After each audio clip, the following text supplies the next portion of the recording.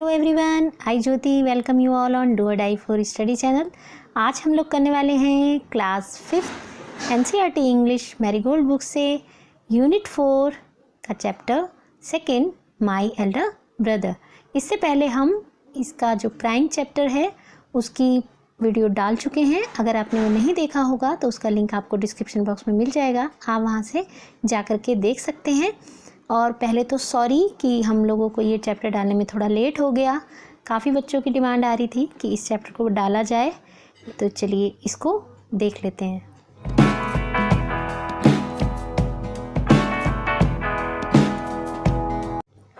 My elder brother, मेरा बड़ा भाई। तो ये जो स्टोरी है ना, सबसे पहले तो मैं आपको बता दूं, ये जो स्टोरी है ये मुंशी प्रेमचंद जी के एक प्ले पर बेस्ड है जो उन्होंने लिखा था बड़े भाई साहब नाम से। और स्टोरी में ये बताया गया है, इसमें 2 ब्रदर्स हैं, मुन्ना एंड भैया, 2 भाइयों की कहानी है ये। इसमें बताया गया है कि वो दोनों ही एक दूसरे से बहुत रिस्पेक्ट करते हैं और बहुत ही अच्छे से जुड़े हुए हैं, एक दूसरे की भावनाओं को समझते हैं।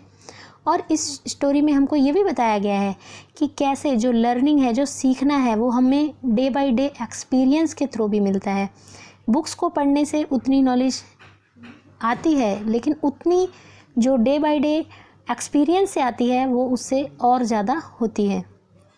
यानी उनके कहने का मतलब ये है कि जैसे जैसे इंसान अपनी लाइफ में एक्सपीरियंस लेता जाता है तो वो उतना ही इम्पोर्टेंट हो जाता है जो कि वो स्कूल में अपनी बुक्स के थ्रू सीखता है। इसमें यह भी बताया गया है कि जो मुन्ना है और उनके भैया हैं वो किस तरह से एज में उनमें डिफरेंस होता है, लेकिन जो भैया हैं वो क्लासेस में लगातार फेल होने की वजह से उनकी जो एजुकेशन का गैप होता है, यानी क्लास का गैप होता है, वो 1 ही साल का रह जाता है, लेकिन फिर भी वो कैसे उसको पूरा टाइम समझाता रहता है। तो चलिए इसको प्ले को देख लेते हैं। यहाँ पर आप देख रहे हैं, यहाँ पर भैया और मुन्ना दोनों स्टडी कर रहे हैं, अपनी सारी बुक्स को उन्होंने टेबल पर रख रखा है। तो चलिए यहाँ पर देख लेते हैं। सीन 1, यहाँ पर ये जो है ये ड्रामा के स्टाइल में बताया गया है। तो यहाँ पर एक सीन 1 है। फर्स्ट में क्या दिखाया गया है, ये हॉस्टल रूम है। अभी आपने पिक्चर में देखा हॉस्टल रूम है। 2 ब्रदर्स हैं, एज 9 एंड 14 ईयर्स। एक की एज जो है 9 ईयर्स है, दूसरे की 14 ईयर्स है। सिटिंग एट स्टडी टेबल, वो दोनों स्टडी टेबल पर बैठे हैं। द एल्डर ब्रदर भैया is reading a book and the younger one Munna is drawing pictures of birds and animals. जो बड़े भैया हैं वो बुक्स रीडिंग कर रहे हैं, एक बुक पढ़ रहे हैं, और जो छोटा भाई है उसका नाम मुन्ना है, वो पिक्चर्स ड्रॉ कर रहा है बर्ड्स की और एनिमल्स की। तो यहाँ से प्ले स्टार्ट होता है। भैया बोलते हैं, what are you doing Munna? Munna, तुम क्या कर रहे हो? मुन्ना, आई एम ड्राइंग, मैं ड्राइंग कर रहा हूँ। भैया, when will you study? Where were you in the morning?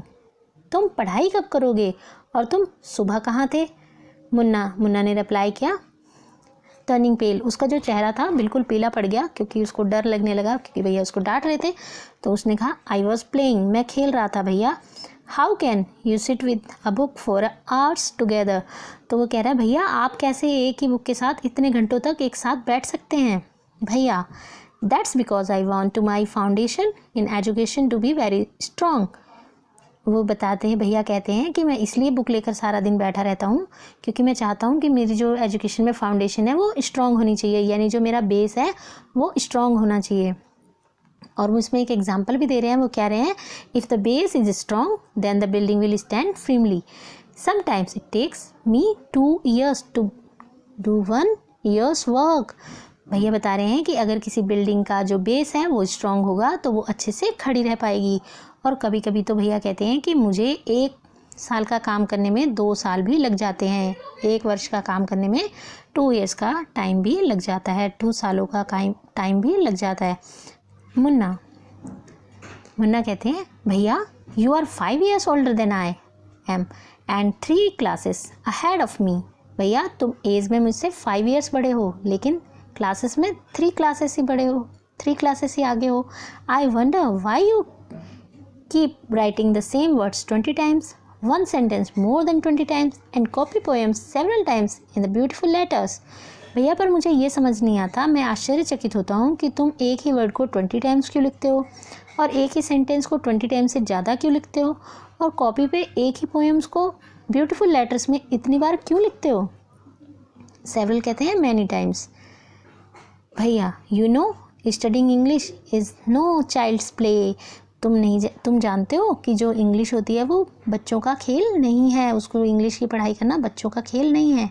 One has to work very hard in order to learn the subject. और हर किसी को इसमें बहुत मेहनत करनी पड़ती है उस सब्जेक्ट को अच्छे से सीखने के लिए।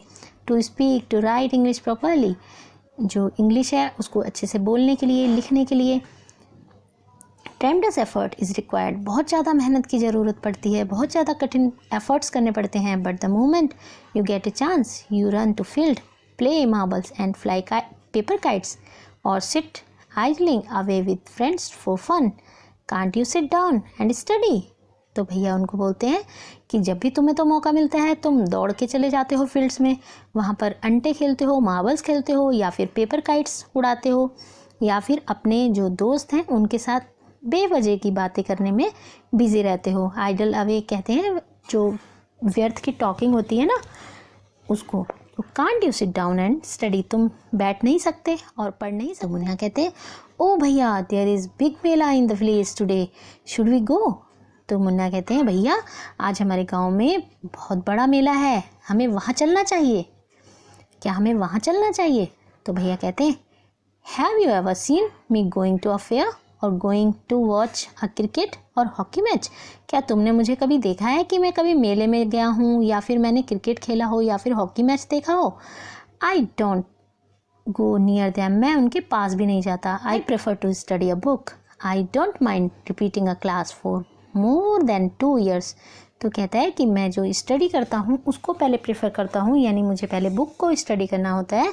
मैं बार बार जो है एक क्लास को 2 सालों तक रिपीट करने में बिलीव नहीं करता। मुझे अच्छा नहीं लगता कि मैं एक ही क्लास को दो सालों में पास करूँ। But you might stay in the same class all your life, लेकिन मुझे ऐसा लगता है कि तुम एक ही क्लास में पूरी लाइफ रहना चाहते हो। Do you except to pass if you waste your time playing all the time. तुम्हें कैसे लगता है कि तुम पास हो जाओगे अगर तुम इसी तरह से खेलने में अपना सारा टाइम वेस्ट कर दोगे? तो you are simply wasting father's hard earning money. तुम आसानी से अब हमारे जो फादर हैं उनकी हार्ड अर्न मनी, यानी जो उन्होंने बहुत मेहनत से पैसा कमाया है उसको वेस्ट कर रहे हो।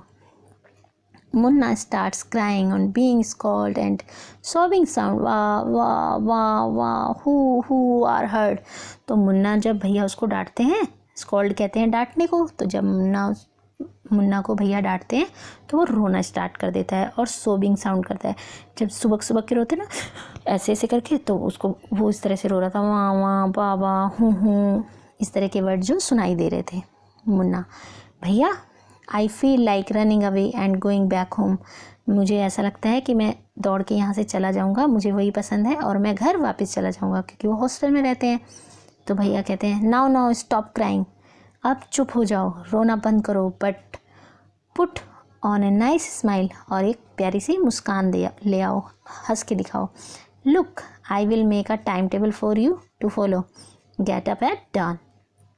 तो उसने कहा कि मैं तुम्हारे लिए एक टाइम टेबल बनाता हूँ, तुम उसको सुबह से ही फॉलो करना। डॉन कहते हैं जो मॉर्निंग होती है, सुबह सुबह जब सूरज नहीं निकला होता है उससे पहले। तो टाइम और शेड्यूल उन्होंने बनाया। उन्होंने बोला 6 AM क्या करना है, 7 to 8 AM क्या करना है, 8 to 9 AM क्या करेंगे। तो इस तरह से उन्होंने एक टाइम टेबल बनाया और उसका स्केड्यूल बना दिया। 6 AM क्या करना है, wash your hands, have your breakfast and sit down to study. अपने हैंड्स वॉश करके उसको ब्रेकफास्ट करना है और फिर स्टडी के लिए बैठ जाना है। 6 to 8 इंग्लिश पढ़नी है, 8 to 9 मैथ्स पढ़ना है, 9 to 9:30 AM हिस्ट्री पढ़नी है, और 3 to 30 PM then off to school, तब स्कूल की छुट्टी हो जाएगी। और फिर 5 to 6 उसको क्या करना है, ग्रामर करना है, half an hour for strolling.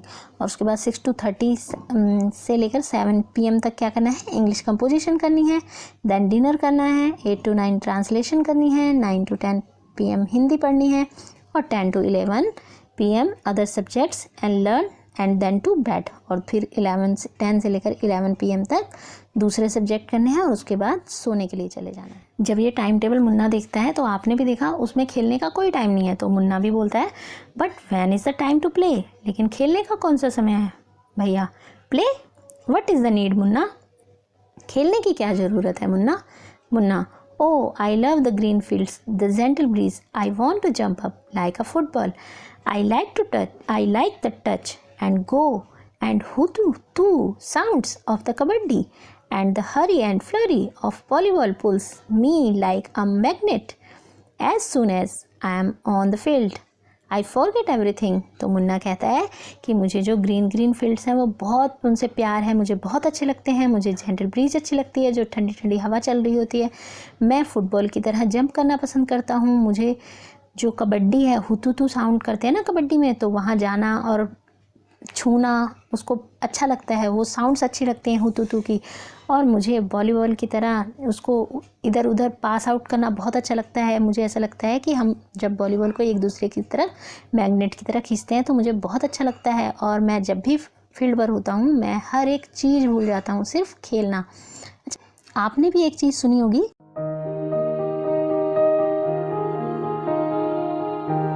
काम करना होता है तो काम करो, जब खेलना है तो खेलो। मतलब ऐसा नहीं है कि खेलने तो चले गए और वहाँ जाके याद आ रहा है अरे मैम ने तो ये होमवर्क दिया था, सर ने ये होमवर्क दिया था, मम्मी डांटेंगी, पापा डांटेंगे, तो ना तो अच्छे से वहाँ खेल पाते हैं, और पढ़ाई के समय याद आ रही है, हम पढ़ रहे हैं और याद आ रही है कि अरे आज तो हमारा कबड्डी मैच होने वाला है, आज तो वहाँ पर हम क्रिकेट खेलने वाले हैं। तो ऐसा नहीं होना चाहिए। जब हम जो काम कर रहे होते हैं उसी काम को बहुत अच्छे से जब हम करते हैं तो हमारी हर एक काम में जो मतलब हमारा हर एक काम है वो अच्छे से हो पाता है। देखेंगे आप आगे जो है सीन 2 स्टार्ट हो गया है। The final exams are over and result are out. जो फाइनल एग्ज़ाम्स हैं वो ओवर हो चुके हैं, ख़त्म हो चुके हैं और रिज़ल्ट आ चुका है। तो भैया रिज़ल्ट देखकर कहते हैं alas I have failed once again. तो वो कह रहे हैं अरे मैं तो फिर से फेल हो गया, एक बार फिर से फेल हो गया। मुन्ना, ओ बट भैया I have passed and topped my class, now there is only 2 years difference between us. तो मुन्ना कहता है कि भैया लेकिन मैं तो पास हो गया और मैंने अपनी क्लास में टॉप भी किया है, और अब तो हमारे बीच में 2 सालों का ही डिफरेंस रह गया है, क्योंकि आपने स्टार्टिंग में देखा कि उनकी एज में तो 5 years का डिफरेंस था, लेकिन उनकी क्लासेस में जो था 3 years का डिफरेंस था। तो अब जो है वो भैया के फेल हो जाने से अब रह गया 2 years का गैप। तो भैया कहते हैं but my dear brother don't be so proud, you have passed only 1 class and you think that I am stupid and you are smart. तो भैया कहते हैं कि मेरे डियर ब्रदर तो इसमें प्राउड करने की ज़रूरत नहीं है, इतना घमंड नहीं करना चाहिए, करने की कोई आवश्यकता नहीं है। अभी तो तुमने सिर्फ एक ही क्लास पास की है और तुम सोचते हो कि मैं स्टूपिड हूँ और तुम स्मार्ट हो। स्टूपिड होता है फुलिश यानी बुद्धू, मूर्ख। तुम्हें ऐसा लगता है कि मैं मूर्ख हूँ और तुम स्मार्ट हो। Once in a while in the gulli danda game you might get lucky and hit a goal. तो कह रहे हैं कि अगर एक बार कोई गिल्ली डंडा के गेम में अगर किसी का निशाना सही लग जाए और तुम लकीली उसको हिट कर दो तो तुमको ऐसा लग रहा है कि तुमने बहुत अच्छा मतलब तुम बहुत महान बन गए या तुम उसके विजेता बन गए, लेकिन इसका मतलब ये नहीं होता कि you have mastered the game, कि तुम गेम के मास्टर हो गए हो। You have to work hard to be successful in life. तुमको बहुत मेहनत करनी पड़ेगी, कठिन परिश्रम करना पड़ेगा लाइफ में सक्सेसफुल होने के लिए, क्योंकि आपने ये भी सुना होगा ना द हार्ड वर्क इज़ की ऑफ सक्सेस। जो कठिन परिश्रम होता है वही सफलता की कुंजी होती है। तो इसी तरह भैया भी मुन्ना को समझा रहे हैं। When you have to study a subject like algebra or geometry in the higher classes then you will understand the importance of hard work. और जब तुम स्टडी करोगे ना सब्जेक्ट्स में अलजेब्रा की या जियोमेट्री की, जब बड़ी क्लासेस में जाओगे तब तुम्हें समझ में आएगा कि हार्ड वर्क की क्या इम्पोर्टेंस होती है। In geometry if one writes ACB instead of ABC, the answer is marked wrong. The examiner will not spare you. They want you to learn word by word from the textbooks. Geometry में क्या होता है, अगर कहीं पर ACB लिखा है और उसके बदले में आपने ABC लिख दिया तो आंसर जो है वो रॉन्ग हो जाएगा और एग्जामिनर आपको नहीं समझेंगे, वो आपके आंसर को रॉन्ग कर देंगे। तो इसलिए वहाँ पर आपको टेक्स्ट बुक से वर्ड बाय वर्ड लर्न करना पड़ेगा। तो मुन्ना कह रहे हैं ओ भाई साहब दिस इज़ स्कैरी। अरे भाई साहब ये तो बड़ा डरावना है। स्कैरी कहते हैं डरावने को, horrible. I don't think I want to go to the 9th class now. मैं नहीं सोचता कि मैं अभी 9th class में जाने वाला हूँ, but I will still complete my day's homework so that I get no punishment in class. बस मैं इतना जानता हूँ कि मैं अपना जो डे का होमवर्क है मैं उसको कंप्लीट कर लूँगा और मुझे क्लास में कोई पनिशमेंट नहीं मिलेगी। भैया कहते हैं just today we were asked to write a short essay on the topic of punctuality in the 4 pages. आज ही हमको क्लास में एक ऐसे लिखना था, शॉर्ट ऐसे लिखना था, और उसका टॉपिक क्या था, पंक्चुअलिटी, और वो भी कितने पेजेस में लिखना था, 4 पेजेस में। And imagine, can something be written on 4 pages and still be short. आप सोचो, क्या कोई चीज़ ये भी कही गई है कि वो आपको कैसे लिखनी है, 4 पेजेस में, और फिर भी ये कहा जाए कि वो शॉर्ट है। It is all so mixed up. ये तो बिल्कुल मिक्सड अप हो गया है। मुन्ना कह रहे हैं थिंकिंग अलाउड, वो सोच रहे हैं और कहते हैं thank God it was time for school or else the scolding would have gone on and on. वो कह रहा है थैंक गॉड अभी स्कूल का टाइम हो गया, अदरवाइज़ भैया मुझे डांटते ही रहते और डांटते ही रहते और डांटते रहते। अब स्टार्ट हो गया है scene 3rd। The result were out once again and it so happened that Munna passed and भैया फेल्ड अगेन। अब फिर क्या हुआ, रिजल्ट आ गए और फिर से भैया जो मुन्ना है वो पास हो गए और भैया फिर से फेल हो गए। भैया वॉज रियली अपसेट, जो भैया थे वो रियली बहुत ही ज़्यादा अपसेट थे, उनका मूड ख़राब था। Munna was also sad seeing his brothers so happy. Munna भी जो था वो भी सैड हो गया था, क्योंकि उसने अपने भैया को अनहैप्पी देखा था, यानी वो भी खुश नहीं थे, वो भी सैड थे। भैया now becomes gentle with Munna. अब जो भैया थे उसके साथ जेंटल हो गए थे, यानी उसको अब डांट नहीं रहे थे, आराम से बात कर रहे थे। Munna become naughtier because of this and studied even less than before. लेकिन जो मुन्ना था अब वो ज़्यादा शैतान हो गया था और अब वो क्या कर रहा था, पहले से कम पढ़ाई कर रहा था। मुन्ना टॉकिंग अलाउड, जोर से बोलते हुए, I am lucky I can pass easily. उसने कहा मैं लकी हूँ और मैं ईजिली पास हो जाता हूँ। I need not study so hard, मुझे बहुत ज़्यादा कठिन परिश्रम नहीं करना पड़ता पढ़ाई के लिए। Now I can play games with my friends and fly kites. अब तो मैं गेम खेल सकता हूँ और अपने फ्रेंड्स के साथ और काइट्स भी उड़ा सकता हूँ। But I should still be careful that भैया does not see me flying kites. लेकिन मुझे केयरफुल भी रहना पड़ेगा, क्योंकि केयरफुल भी रहना चाहिए कि भैया मुझे पतंग उड़ाते हुए देख ना लें। One day a kite is flying slowly downward. Munna starts running in order to grab it. Suddenly ही comes face to face with भैया। एक दिन जब वो पतंग उड़ा रहा होता है तो पतंग उसकी धीरे से नीचे की ओर आ जाती है, तो जो मुन्ना है वो उसके पीछे उसको पकड़ने के लिए, काइट को पकड़ने के लिए दौड़ना स्टार्ट करता है और अचानक उसका सामना हो जाता है भैया से, फेस टू फेस। वो भैया के सामने आ जाता है। भैया कैचिंग होल्ड ऑफ मुन्नाज हैंड, वो मुन्ना का हाथ पकड़ लेते हैं और कहते हैं are not you ashamed to be playing kites all day long. क्या तुम्हें शर्म नहीं आती, तुम सारा दिन पतंग उड़ाते रहते हो। Don't you realized that now you are in the 8th class. और तुम्हें ये रियलाइज़ नहीं होता कि तुम क्लास 8th में आ गए हो and are not studying in a lower class. अब तुम छोटी क्लास में नहीं पढ़ रहे हो। If you think that I am just 1 class ahead of you and I can't say anything, you are wrong. अगर तुम ये सोचते हो कि मैं तुमसे सिर्फ एक ही क्लास बड़ा हूँ और तुमसे अब कुछ नहीं कह सकता, तो तुम गलत हो। I am 5 years older than you are. मैं तुमसे 5 साल बड़ा हूँ एज में, एंड विल ऑलवेज बी, और हमेशा रहूँगा। Understanding does not comes only from reading books. जो समझदारी होती है वो केवल किताबें पढ़ने से नहीं आती। Look at maa and baba. माँ और बाबा को देखो। Maa has never gone to school, माँ कभी स्कूल नहीं गई। And baba has only passed 5th class, और बाबा ने केवल 5th क्लास तक ही पास किया है, यानी उन्होंने 5th क्लास तक ही पढ़ाई करी है। मुन्ना रियली भैया, इज़ दैट ट्रू? वास्तव में भैया, क्या ये सच है? तो भैया कहते हैं yes, there are 1000 things that they know more than you और मी। हाँ, और ऐसी हजारों चीज़ें हैं जो वो हमसे ज़्यादा जानते हैं, जितना मैं जानता हूँ और तुम जानते हो उससे वो हजारों चीज़ें ज़्यादा जानते हैं।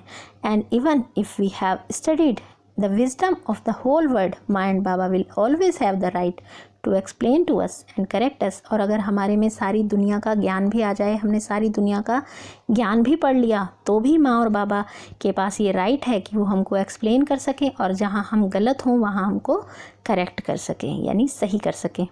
Now what would you do if I were to fall sick today? और तुम क्या करोगे अगर मैं आज बीमार पड़ जाऊं? तो मुन्ना ने कहा आई डोंट नो भैया, मैं नहीं जानता।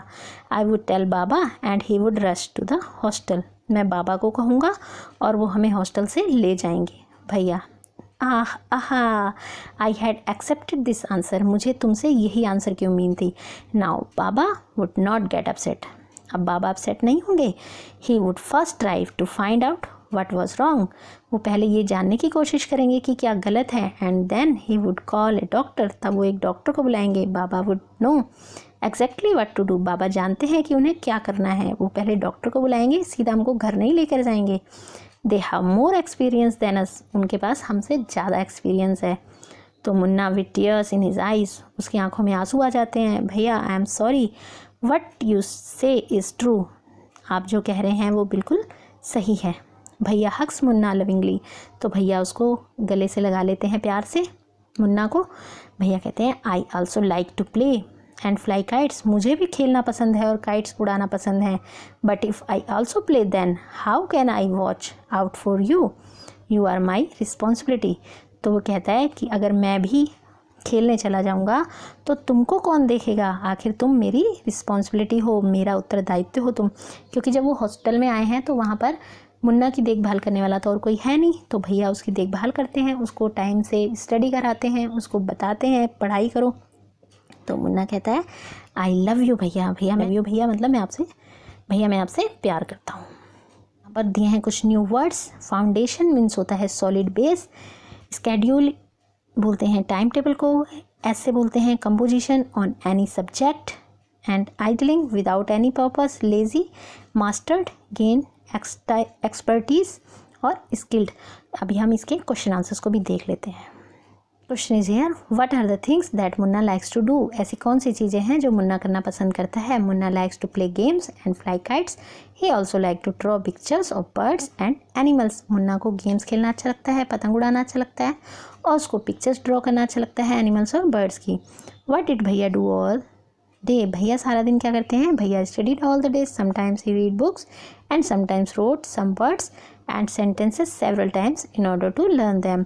भैया सारा दिन पढ़ाई करते हैं, बुक्स रीड करते हैं और कई बार वो सेम वर्ड्स को कई बार लिखते हैं उनको याद करने के लिए। Why was Munna not happy with the time table that भैया मेड फॉर हिम, मुन्ना जो था वो खुश क्यों नहीं था जो भैया ने टाइम टेबल बनाया था उसके लिए। It was because Munna loved to play but there was no scope for it in the timetable. उसको पसंद था खेलना मुन्ना को, लेकिन जो टाइम टेबल था उसमें प्ले के लिए कोई टाइम नहीं था। Next question is here, how do you think Munna felt when his brother was so strict with him. Why was भैया is called strict, why was भैया सो स्ट्रिक्ट विद हिम। आपको कैसा लगता है, मुन्ना को कैसा लगता था जब भैया उसके साथ बहुत स्ट्रिक्ट होते थे और भैया उसके साथ इतने स्ट्रिक्ट क्यों थे। मुन्ना फेल्ट डिसअपॉइंटेड, भैया was so strict with him because he was playful by nature and always wanted to play games like kabaddi, volleyball etcetera. Munna हमेशा डिसअपॉइंटेड फील करता था और उसको भैया जब स्ट्रिक्ट होते थे तो उसको अच्छा नहीं लगता था। वो इसलिए अच्छा नहीं लगता था क्योंकि उसका जो नेचर था वो प्लेफुल था और वो हमेशा खेलना चाहता था गेम्स, कबड्डी, वॉलीबॉल और kite flying etcetera. Next question is here, whose character do you like more, Munna और भैया, आपको किसका करेक्टर अच्छा लगा, मुन्ना या भैया का। ये आपको अपने अकॉर्डिंग लिखना है कि आपको मुन्ना का अच्छा लगा या भैया का। लेकिन आई लाइक भैयाज character more than Munna's because he was a dutiful boy and knew the responsibility toward the younger brother. He also gave much importance to his father's hard earned money. जो भैया का जो करेक्टर है वो मुझे ज़्यादा अच्छा लगा क्योंकि वो जो भैया हैं वो ड्यूटीफुल बॉय हैं और अपनी रिस्पॉन्सिबिलिटी समझते हैं अपने छोटे भाई की तरफ, और इसके अलावा वो अपने जो फादर की अर्निंग है यानी वो उन्होंने जो कठिन परिश्रम करके पैसे कमाए हैं उसको भी वो इम्पोर्टेंस देते हैं। आपको वीडियो कैसी लगी, अच्छी लगी तो इसको लाइक ज़रूर कर दें, फ्रेंड्स में ज़्यादा से ज़्यादा शेयर करें। जो लोग चैनल पर नए हैं चैनल को सब्सक्राइब कर दें। जल्दी मिलेंगे हमारी नेक्स्ट वीडियो में, टिल देन बाय।